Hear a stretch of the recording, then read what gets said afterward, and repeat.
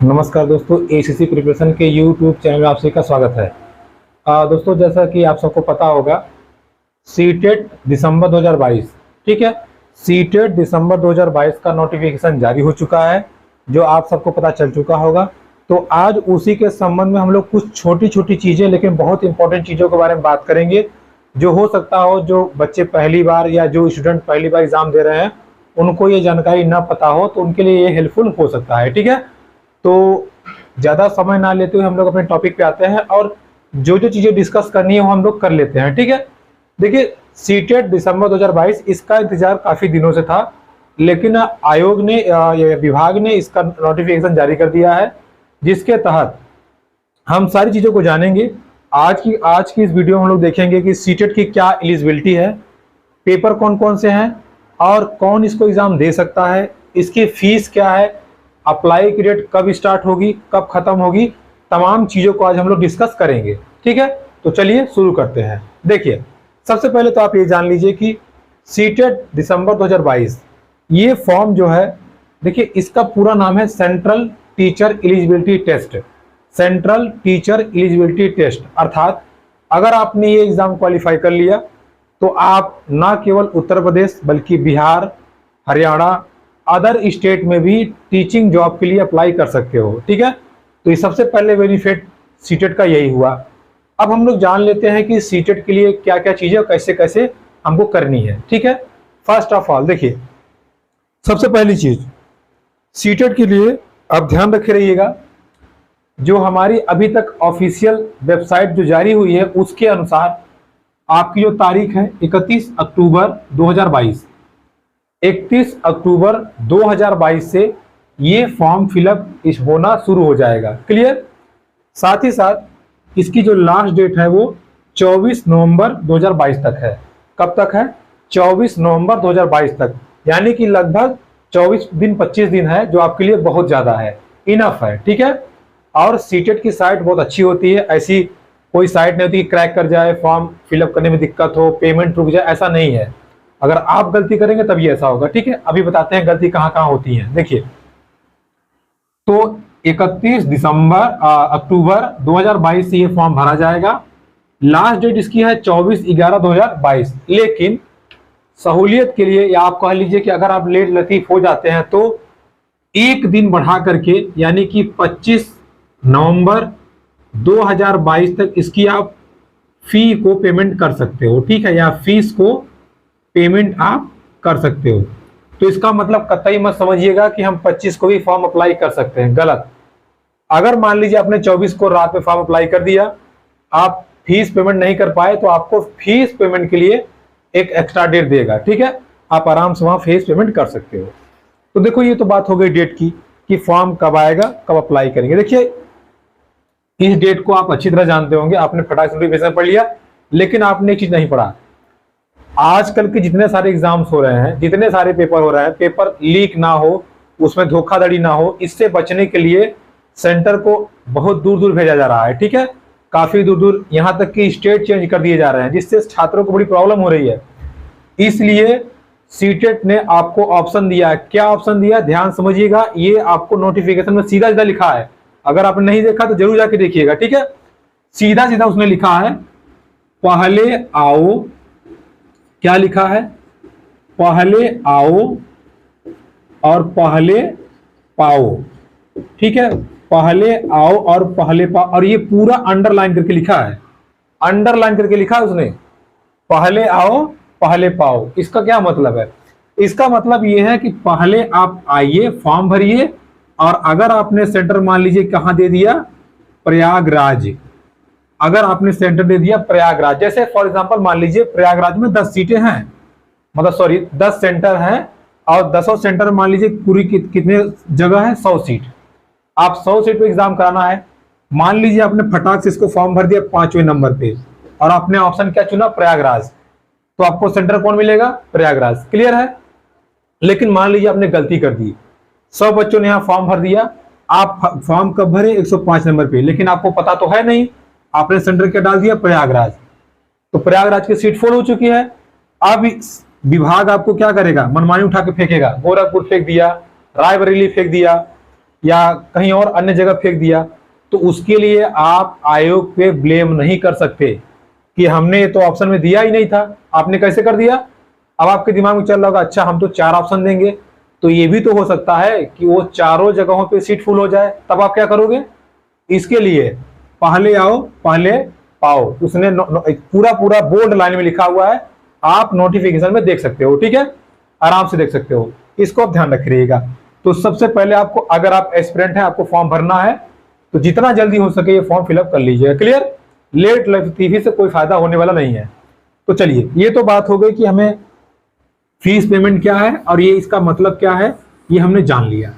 अच्छा, अभी हम लोग देख लेते हैं एलिजिबिलिटी।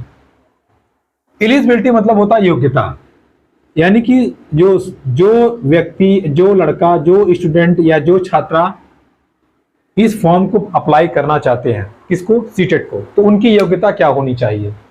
देखिए, हम लोग योग्यता बात कर लेते हैं। देखिए, उसमें बहुत सारे नोटिफिकेशन लिखे हैं, आप पढ़ेंगे तो सीनियर सेकेंडरी एटलीस्ट 50% मार्क, फिर लिखा है ग्रेजुएशन एटलीस्ट 50% मार्क, पता नहीं क्या फलाना ढिमकाना, आप कंफ्यूज हो जाएंगे। तो उतना ना पढ़िए, आप सिर्फ मोटा मोटा पकड़िए जो आपको हम यहाँ समझा रहे हैं। पहली चीज देखिए, अगर आपके पास, मान लीजिए आप क्या है, 12th पास हैं, आप 12th पास आउट हैं आप, ठीक है, आप 12th पास हैं। क्लियर, आपने ना तो बीटीसी किया, ना तो डीएलएड किया, ना तो बीएड किया, फिर आप क्या करेंगे, इसके बाद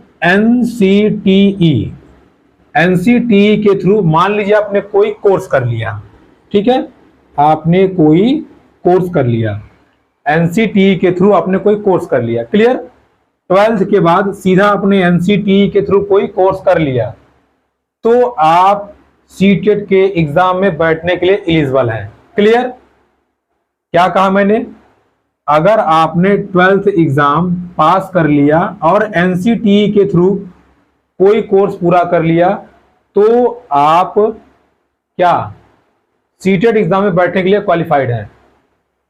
अच्छा, अब मान लीजिए आपने ये नहीं किया, ठीक है, आपने क्या किया, 12th के बाद आपने किया क्या, ग्रेजुएशन किया पहले, ठीक है, आपने क्या किया, ग्रेजुएशन किया, थोड़ा स्पेलिंग में समझ लीजिएगा, ठीक है, जल्दबाजी लिख रहा है।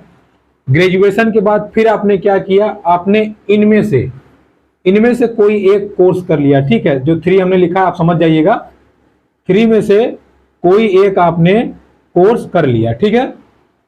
अब ध्यान समझिएगा मेरी बात को, आपने ग्रेजुएशन किया, फिर आपने बीटीसी कर लिया, या डीएलएड कर लिया, या बीएड कर लिया, ये भी ध्यान रखिएगा, आप चाहे इसमें पास रहें या अपेयरिंग रहें। अपेयरिंग मतलब होता है लास्ट ईयर, ठीक है, जैसे अगर 2 साल का कोर्स है तो आपका 1 साल कंप्लीट हो गया हो और दूसरा साल चल रहा हो। अच्छा, इसमें अब कई लोगों की प्रॉब्लम आती है कि क्या हमारा जैसे दूसरा साल चल रहा है, रिजल्ट नहीं आया तो हम क्या एलिजिबल होंगे, बिल्कुल नहीं होंगे। आपके पास फर्स्ट और सेकेंड सेमेस्टर का रिजल्ट होना चाहिए, तभी आप अपेयरिंग माने जाएंगे। क्यों, क्योंकि मान लीजिए आपका सेकेंड सेमेस्टर का रिजल्ट नहीं आया, आपने फॉर्म अप्लाई कर दिया और सेकेंड सेमेस्टर में आपका लग गया बैक, तब कौन इसके लिए जिम्मेदार होगा। इसलिए 1 साल यानी कि 2 सेमेस्टर का एग्जाम आपके हाथ में, रिजल्ट आपके हाथ में होना चाहिए। क्लियर, तो ये अपेयरिंग और पास आउट का मतलब समझ में आ गया। अभी आते हैं इस टॉपिक पे, अगर आप 12th पास हैं, एनसीटीई के थ्रू कोई आपने कोर्स किया हुआ है, लेकिन आपने ग्रेजुएशन नहीं किया हुआ है, तो आप पेपर फर्स्ट दे पाएंगे। अभी पेपर फर्स्ट क्या है, सेकंड क्या है, उसको भी डिस्कस करेंगे, पूरा एनालिसिस होगा। ध्यान सुनिए, आपने 12th किया, एनसीटीई के थ्रू कोई कोर्स कर लिया, आपने टीचिंग वाला कोर्स, बहुत सारे कोर्स होते हैं, तो आप पेपर फर्स्ट दे पाएंगे, पेपर सेकंड आप नहीं दे पाएंगे। पेपर सेकंड देने के लिए आपको ग्रेजुएशन करना ही पड़ेगा, ये कंपलसरी है। तो ग्रेजुएशन अगर आपने कर लिया तो आप पेपर सेकंड को भी दे पाएंगे, ग्रेजुएशन और प्लस इन तीनों में से कोई एक कोर्स। ठीक है, इन शॉर्ट आपको समझ में आ गया। एक बार मैं फिर बता देता हूं, देखिए अगर आपने 12th किया है, 12th के बाद आपने एनसीटीई के थ्रू कोई कोर्स किया, आपने ग्रेजुएशन नहीं किया, तो केवल और केवल आप पेपर फर्स्ट दे पाएंगे। क्लियर, उसके बाद में आपने 12th किया, ग्रेजुएशन किया, उसके बाद आपने चाहे बीटीसी किया, चाहे डीएलएड किया, चाहे तो एनसीटीई के थ्रू कोई कोर्स ही कर लिया, चाहे आपने बीएड कर लिया, तो आप आराम से पेपर सेकंड और फर्स्ट दोनों दे लेंगे। क्लियर? पेपर सेकंड और फर्स्ट आप दोनों को दे पाएंगे। क्लियर है? तो आई होप एलिजिबिलिटी में कोई प्रॉब्लम नहीं हुई होगी। अगर फिर भी आपको होती है तो मैं आपको बार बार कहता हूं, आप हमको टेलीग्राम पे टच कीजिए। टेलीग्राम पे पूरा वही बस न्यू एसीसी प्रिपरेशन आप टाइप कीजिए, पूरा आपको चैनल मिल जाएगा, आप वहां से हमको कांटेक्ट कर सकते हैं। क्लियर है? देखिए, हालांकि मैं अब आज से इसका जो है डिस्क्रिप्शन में इसका लिंक भी डाल दूंगा, आप देख सकते हैं। ठीक है? देखिए, अब ये बात हो गई एलिजिबिलिटी की कि भाई हमारे पास क्या एलिजिबिलिटी होनी चाहिए, हमने कर लिया। क्लियर है? चलिए अभी हम लोग आगे बढ़ते हैं। देखिए, अब बात आती है कि प्रोसेस क्या है। प्रोसेस मींस कि सबसे बड़ी चीज आती है इस समय क्या है भाई, इतनी महंगाई के दौर में फीस पेमेंट क्या है। चलिए इसको भी देख लेते हैं। देखिए, अगर हम बात करें फीस की, ठीक है, फीस की बात करें, आप ध्यान समझिएगा, तो जनरल, ठीक है, जनरल कैटेगरी के लिए फीस, या आप कह लें ओबीसी के लिए फीस कितनी है। अगर पेपर फर्स्ट देना चाहते हैं तो फीस है 1000 रुपए। क्लियर है? यही फीस अगर एसटी और एससी, या आप कह लीजिए कि हम लिख देते हैं पीडी, ठीक है, या पीएच मतलब होता है कि विकलांग वगैरह के लिए फीस कितनी है, 500 रुपए। ध्यान समझिएगा, हमने कहा कि हमें पेपर फर्स्ट देना है। अभी पेपर फर्स्ट क्या, सेकंड क्या, सब समझाएगा, अभी आप मोटा समझिए। पेपर फर्स्ट देना है तो जनरल ओबीसी के लिए फीस कितनी है, 1000 रुपया। जनरल मतलब कि सामान्य वर्ग के लोग बच्चे, और ओबीसी मतलब पिछड़े वर्ग के बच्चे, और बाकी एसटी एससी मतलब जैसे कि अनुसूचित जाति और अनुसूचित जनजाति। बाकी विकलांग वगैरह तो आप जानते हैं, विकलांग में तो भाई कोई आ सकता है। जैसे कभी कभी दिमाग आता है, अच्छा अगर हम विकलांग हैं और जनरल से हैं तो क्या हमें 1000 देना पड़ेगा? नहीं भाई, ऐसा नहीं है। अगर आप विकलांग हैं तो आपको 500 रुपए ही देना पड़ेगा पेपर फर्स्ट के लिए। क्लियर है? अभी आप मान लीजिए आप ग्रेजुएशन कर लिए हो, आप चाहते हो कि हमें पेपर फर्स्ट प्लस सेकेंड दोनों पेपर हमें देना है, तो अगर आप जनरल या ओबीसी से हो तो आपको 1200 रुपए देना पड़ेगा, और अगर आप पीएच एसटी एससी से हो तो आपको 600 रुपए देना पड़ेगा। क्लियर है? ये आप ध्यान रखिएगा। मतलब अगर माना जाए तो 1000 रुपए में एक पेपर देंगे, 1200 में दोनों देंगे, तो ज्यादातर बच्चे दोनों ही दे देते हैं। ठीक है? और उसके बाद में 500 इधर 600। अच्छा, बात अभी आती है कि कई बच्चे सोचते हैं कि हम दोनों क्यों दें। मान लो हम 1200 रुपए लगाए, दोनों दे दिए, और पहले पेपर में पास हुए, दूसरे में फेल हो गए, तब तो हम दोनों में फेल माने जाएंगे। या इसमें फेल हो गए, इसमें पास हो गए, तो दोनों में पास या फेल क्या होगा? ऐसा कुछ नहीं है। अगर आपने दोनों एग्जाम दिया, आप ये पास हो गए, ये आप फेल हो गए मान लीजिए, तो एग्जाम में आपको लिख के आएगा, पूरा डिटेल आएगी कि आप फर्स्ट पेपर में तो पास हैं लेकिन सेकंड में आप क्वालिफाई नहीं है, तो उससे कोई फर्क नहीं पड़ेगा। ठीक है? आप जहां अप्लाई करोगे कोई दिक्कत नहीं होगी। जैसे मान लीजिए हमें टीचिंग जॉब के लिए सेकंड पेपर अप्लाई किया हमने, और फर्स्ट भी अप्लाई किया। फर्स्ट मान लीजिए हम पास हो गए, फेल हो गए, और सेकंड पास हो गए। जब हम जॉब के लिए गए तो हमारे सेकंड पेपर की जरूरत थी, वहां एग्जामिनर देखेगा आप सेकंड पास हैं, वो आपको सेलेक्ट कर लेगा। वो ये नहीं देखेगा कि आप फर्स्ट फेल हैं कि पास हैं, उसे फर्स्ट से कोई मतलब नहीं है। ठीक है? तो यहाँ पे इंडिविजुअल है, मतलब आपने फर्स्ट पास किया तो फर्स्ट के लिए एलिजिबल, सेकंड पास किया तो सेकंड के लिए एलिजिबल। क्लियर है? देखिए, अब मैंने आपको फीस की बात बता दी, अब आपको ये सारी चीजें क्लियर हो गई होंगी। क्लियर है? आप चाहें तो इसका स्क्रीनशॉट ले लीजिएगा, बाकी वीडियो आपको चैनल पर देगी, आप देख लीजिएगा। ठीक है? अच्छे देख लीजिएगा। देखिए, इसके बाद एक बात और बता दें। देखिए, मैंने खुद सीटेट का एग्जाम दिया है। चलिए ठीक है, उसके बारे में अभी हम आगे चर्चा करेंगे। ठीक है? छोड़िए। देखिए, फीस के बारे में हो गई, योग्यता के बारे में हो गई, डेट के बारे में हो गया, कब फॉर्म आएगा, कब तक फिलअप होगा, फीस क्या है, एलिजिबिलिटी क्या है, और कौन कौन से बच्चे इसको अप्लाई कर सकते हैं। ठीक है? अब आगे बढ़ते हैं। देखिए, अब इसके बाद हम लोग बात कर लेते हैं, कब से हम चिल्ला रहे हैं paper first paper second, paper first paper second, ये क्या है, इसके बारे में हम लोग थोड़ा सा डिस्कस कर लेते हैं। देखिए, पेपर फर्स्ट और पेपर सेकंड के बारे में आपको अच्छे समझा देते हैं, इसको आप नोट कर लीजिएगा। देखिए, अब बात कर लेते हैं पेपर फर्स्ट। देखिए, जो पेपर फर्स्ट है वो कक्षा 1 से लेकर 5 तक, छोड़िए रोमान अंक को, हम हिंदी लिख देते हैं, मतलब अंकों में। और जो पेपर सेकंड है, आपका जो पेपर सेकंड है वो कहाँ का है, 6 से लेकर के 8 तक। क्लियर, 1 से लेकर के 5 तक और ये 6 से लेकर के 8 तक है। इसको आप ध्यान रखिएगा, 1 से लेकर के 5 तक और ये 6 से लेकर के 8 तक है। क्लियर, अब ध्यान समझिएगा, सभी चीजों को आप ध्यान समझिएगा। देखिए पेपर फर्स्ट क्या होता है, पेपर सेकंड क्या होता है, हम आपको अच्छे से समझा देते हैं। एलिजिबिलिटी वगैरह आपको समझ में आ गई है।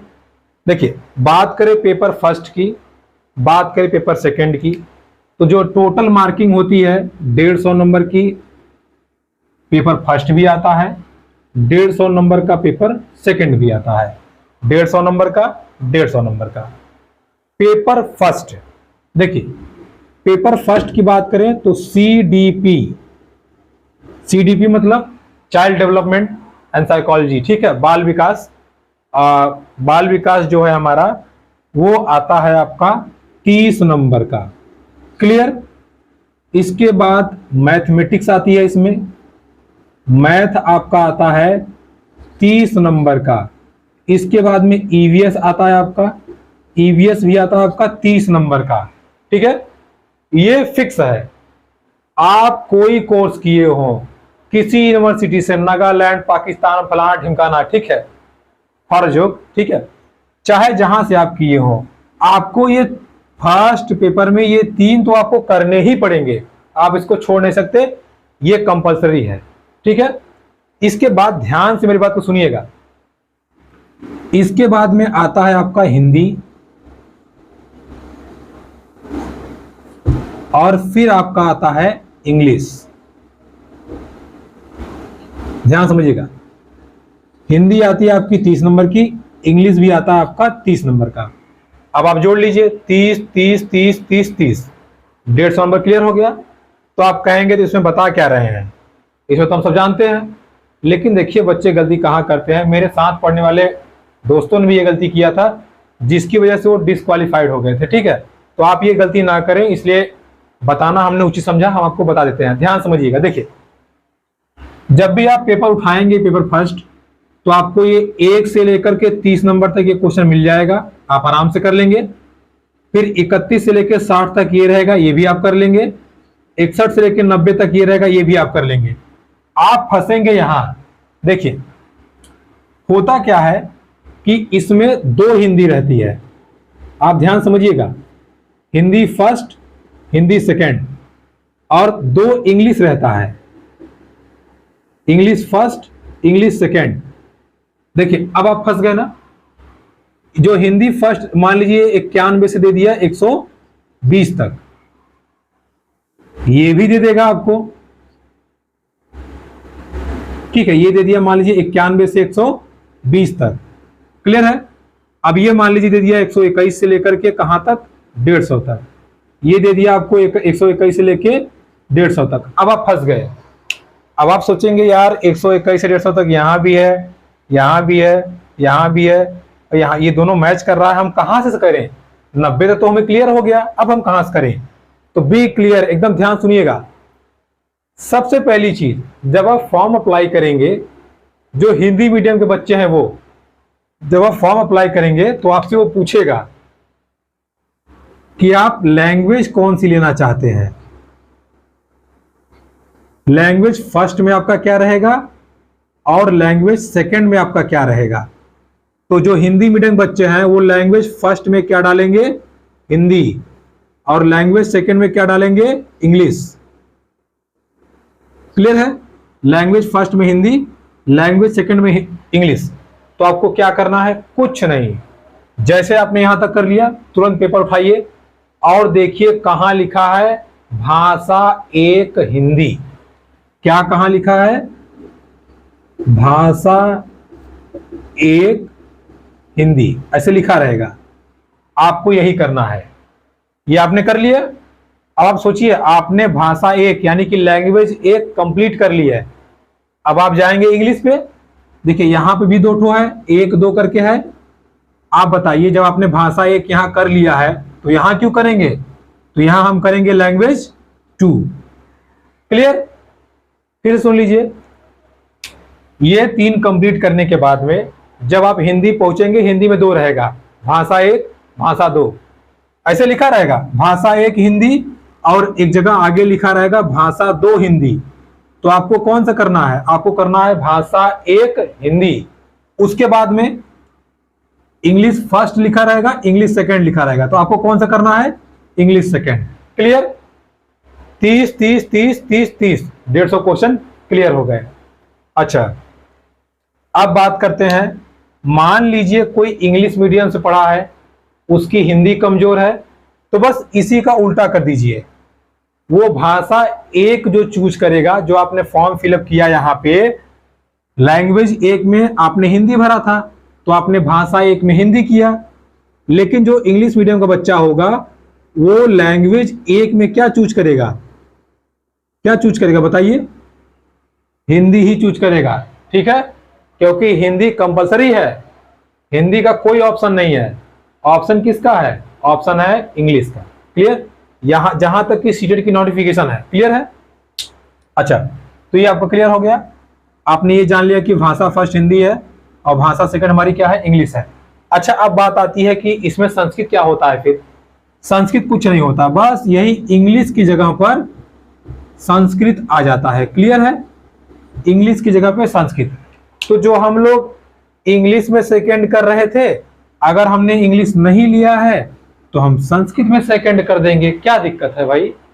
देखिए, फर्स्ट पेपर में पहले हमने बाल विकास कर लिया, फिर हमने गणित कर लिया, फिर हमने ईवीएस पर्यावरण कर लिया, फिर हमने देखा भाषा 1 हिंदी क्लियर, भाषा 2 अगर आपने इंग्लिश लिया है तो लैंग्वेज 2 इंग्लिश, संस्कृत लिया है तो लैंग्वेज 2 संस्कृत। क्लियर हो गया?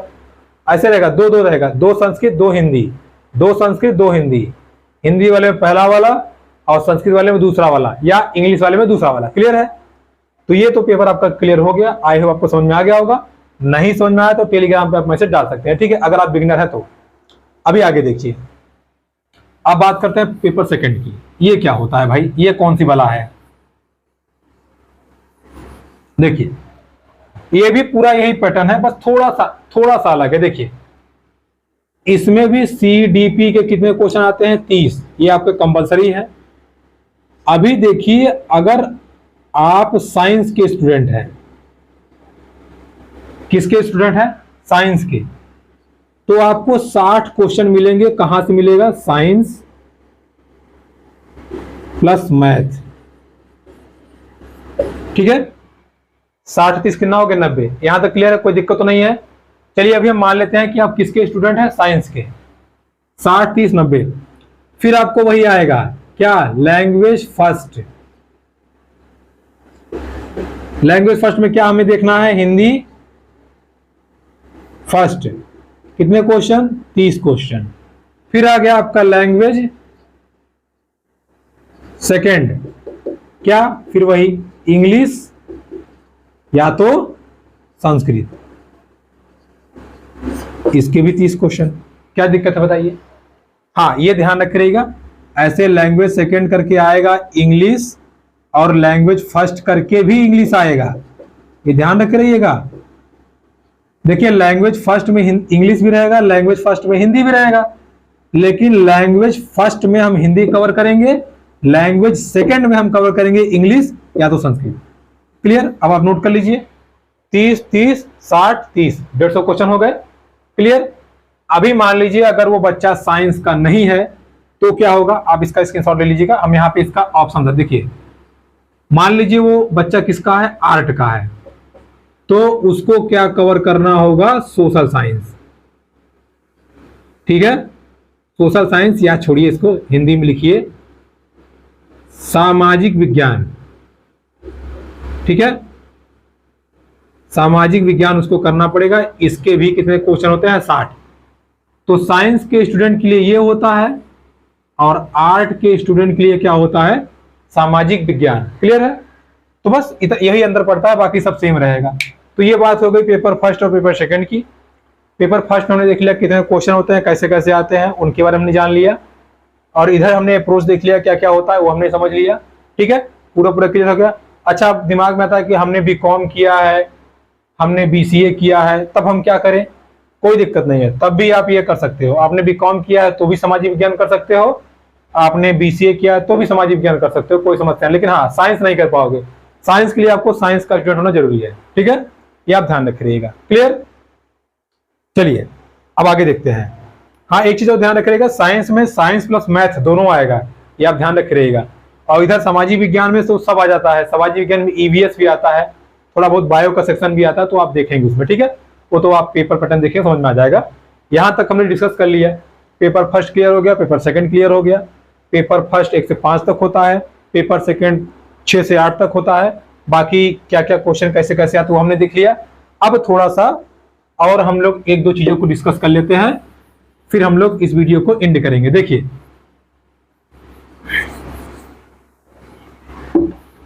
देखिए एक बात ध्यान रखिए आप लोग, मैंने एक बार नहीं, 2 बार नहीं, 3-4 बार एग्जाम दिया है इसका। सीटेट को भी दिया है, यूपी टेट को भी दिया है।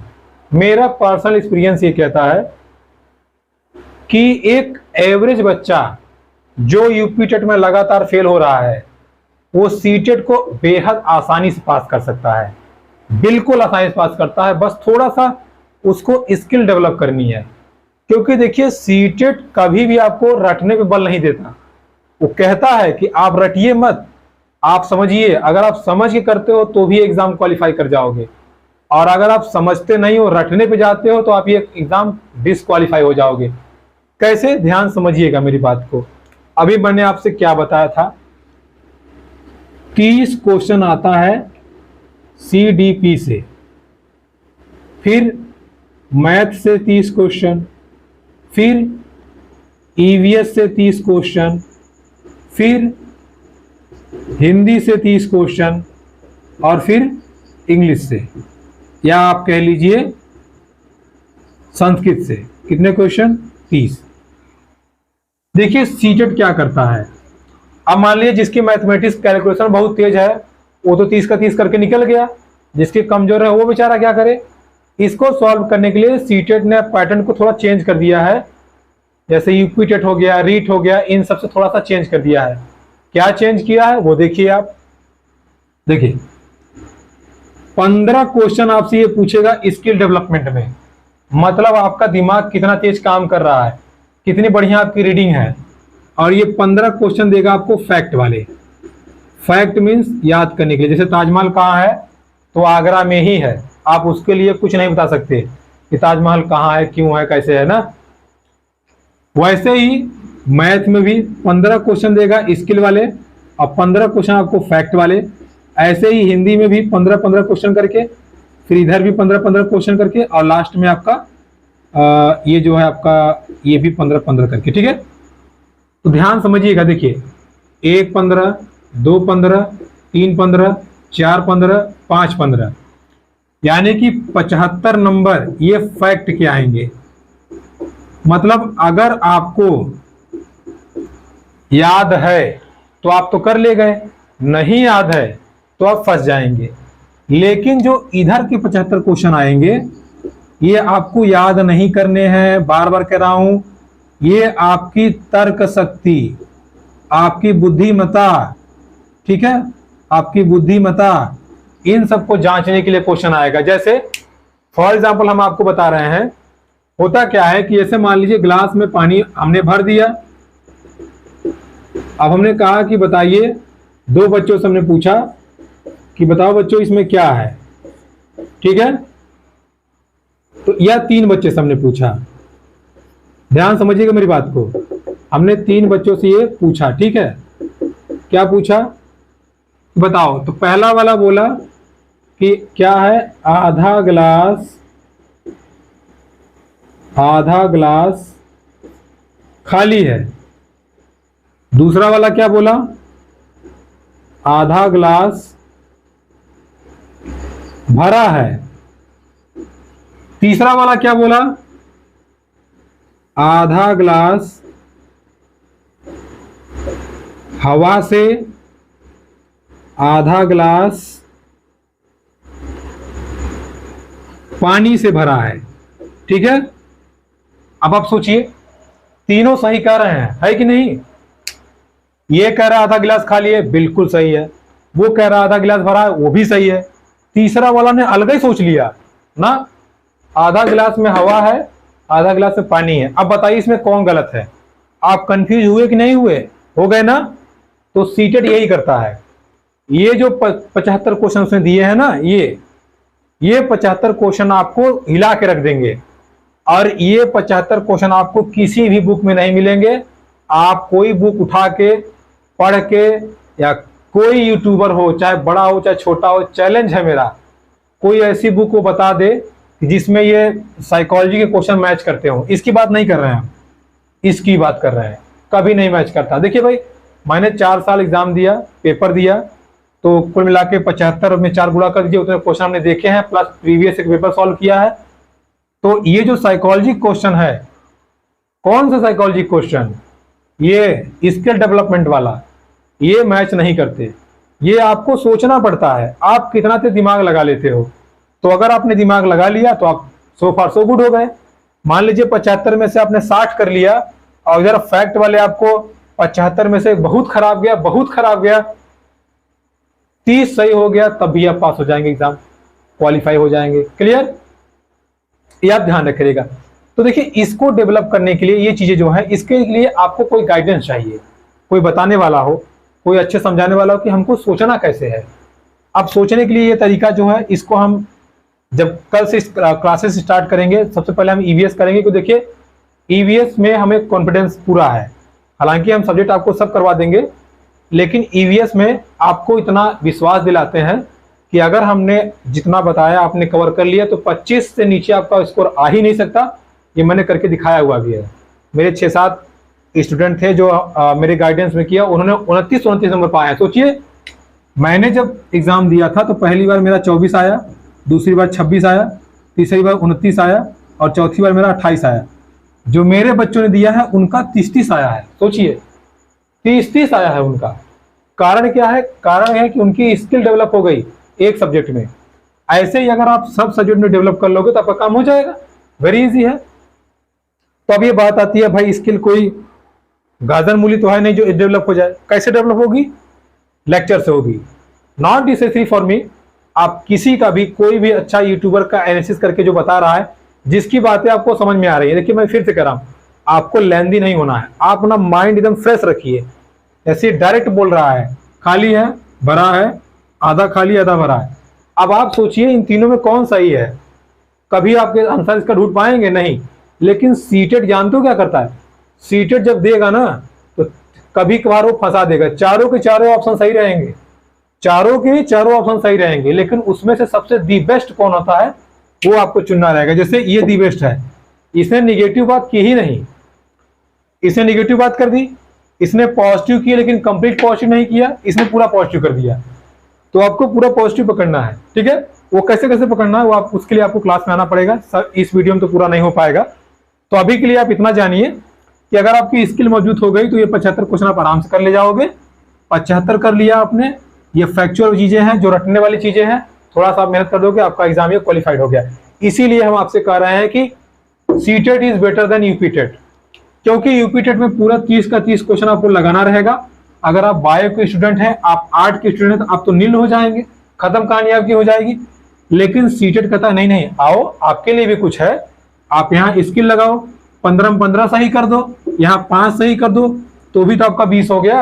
अगर आप 20 का एवरेज लेके चले तब भी आप 100 नंबर पाएंगे, जो कि आप क्वालिफाई हो जाएंगे इजिली, कोई दिक्कत नहीं है, ठीक है। तो जी जान से जुट जाइए इस एग्जाम को क्वालिफाई करने के लिए, कोई बहुत बड़ी चीज नहीं है। अब केवल लास्ट चीज बच जाती है जो हम आपको समझा देते हैं, इसके बाद हम वीडियो एंड कर देंगे। और अगर आपको ये एनालिसिस अच्छा लगा है तो उसके लिए आप जरूर जरूर हमारी क्लास को ज्वाइन कीजिएगा, ठीक है। चलिए अब लास्ट चीज जो है उसको हम देख लेते हैं, इसको समझ लेते हैं क्या है चीजें। देखिए जो लास्ट चीज है आप ध्यान रखिए। देखिए जनरल बच्चों के लिए 60% मार्क चाहिए हमें। 60% मार्क मतलब 150 का 60% अगर आप निकालेंगे तो 90 नंबर। आप जनरल कैटेगरी के हो, चाहे बालक हो चाहे बालिका, आपको 90 नंबर लाना है ये एग्जाम क्वालिफाई करने के लिए। अभी अगर मान लीजिए आप एसटी हो, एससी हो, पीएच कैटेगरी के हो या ओबीसी हो, तो आपको 5% की छूट मिलती है। कितनी छूट मिलती है? 5% की। तो 150 का 5% निकाल लीजिए, लगभग 7 साढ़े 7 नंबर आएगा। तो कुल मिलाकर के 8 नंबर की छूट है। तो 82 नंबर पे आप पास हो जाएंगे अगर आप रिजर्व कैटेगरी के स्टूडेंट हैं तो। ठीक है, जनरल के हैं तो 90 नंबर, और अगर आप रिजर्व के हैं तो 82 नंबर। ठीक है, तो ये था हमारा आज का एनालिसिस, हमने पूरा देख लिया। सीटेट फॉर्म कब आएगा, क्या होगा, कैसे कैसे होगा, पेपर क्या क्या है, एलिजिबिलिटी क्या है, कौन नंबर कहां से पूछता है, सारी चीजें हमने देख ली। और ये पूरा का पूरा वीडियो हमने आपको एक अच्छे तरीके में समझा दिया, जहां तक मेरी एनालिसिस थी। बाकी आपको फिर हम लास्ट में कहेंगे स्किल, आपका दिमाग कितना तेज काम करता है और कितना तेज आप सोच पाते हो। कुछ देखिए कीवर्ड भी है, उन कीवर्ड को भी हम क्लास में डिस्कस करेंगे। जैसे उस वर्ड को आप पकड़ के जान जाओगे इसका उत्तर यही होगा, तो हम वहां से भी कर लेंगे। ठीक है, बाकी जो फैक्ट की चीजें ये भी हम आपको कराएंगे एग्जाम में। तो पूरा ये आपको एनालिसिस हमने दे दिया। आई होप आपको वीडियो पसंद आया होगा। अगर पसंद आया तो प्लीज लाइक कमेंट शेयर कर सकता है मेरा यूट्यूब चैनल, और इसको देखिए जरूर शेयर कीजिएगा, खासकर उनके पास जरूर भेजिएगा जो बेचारे, अगर आप बहुत बुद्धिमान है, बहुत तेज हैं, आपको ये देख के आ रहा है ये तो हमको सब आता है, तो भैया हाथ जोड़ के निवेदन है ये वीडियो उनके पास जरूर भेजिए जो पहली बार एग्जाम दे रहे हैं। ठीक है, उनके लिए काफी बेनिफिशियल है। क्लियर? तो चलिए ठीक है, इतना एनालिसिस हो गया। बाकी आप जो भी क्वेरी करनी है, जो भी आपका एग्जाम है, जो भी आपको पूछना है, तो आप टेलीग्राम पे बस टाइप कीजिए न्यू ACC प्रिपरेशन, आपको कोई गैप नहीं देना है। ठीक है, न्यू ACC प्रिपरेशन, आप टेलीग्राम ज्वाइन कर लीजिए, फेसबुक पेज ज्वाइन कर लीजिए, इंस्टाग्राम ज्वाइन कर लीजिए, और चैनल को जरूर सब्सक्राइब कर लीजिएगा। ठीक है, ताकि आपको कोई डाउट हो वहां आप पूछ सकते हैं। तो चलिए कल नए जोश नई एनर्जी के साथ में हम इसको शुरुआत करेंगे। तो वीडियो आप जरूर शेयर कीजिएगा ताकि मेरा वीडियो बना रहे। ठीक है, मिलते हैं आपसे नेक्स्ट वीडियो में, तब तक के लिए नमस्कार, धन्यवाद।